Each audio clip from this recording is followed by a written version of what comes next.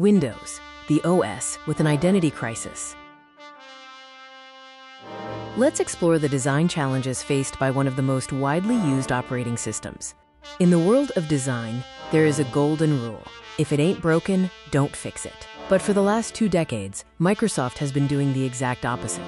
Windows, once the global gold standard for user-friendliness, has undergone so much plastic surgery that it's beginning to look like a case of a patient who didn't know when to stop.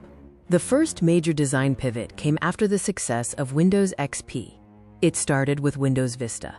After the utilitarian success of XP, Microsoft looked across the fence at Apple's macOS, then OS X, and saw something they didn't have: aesthetics. Vista's Aeroglass was a direct attempt to capture the cool factor of Apple's Aqua UI: translucency, high-resolution icons, and widgets. It was a beautiful coat of paint on a system that was struggling to find its own soul. Microsoft didn't just borrow the look, they changed the terminology. My computer became computer. The sidebar appeared. It was the first sign that Microsoft didn't quite trust its own business-first DNA. Next came the radical shift driven by the mobile revolution.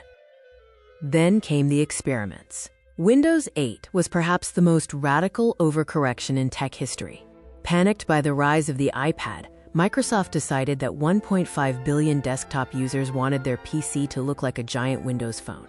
They removed the Start button, the literal heart of the Windows experience, and replaced it with tiles. This wasn't an evolution, it was a forced migration. Users who had spent 20 years building muscle memory were told their knowledge was obsolete. This pattern of inconsistency has led to the current state of the OS.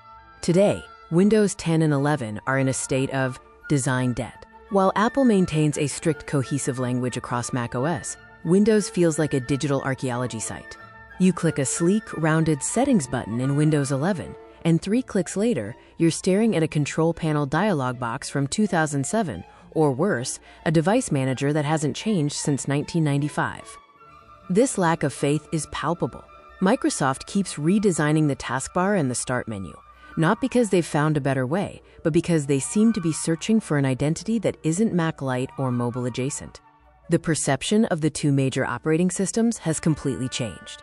We used to use Windows as the analogy for intuitive. But how the tables have turned. Today, macOS is the bastion of consistency. A Mac user from 2014 could sit at a Mac in 2026 and feel perfectly at home.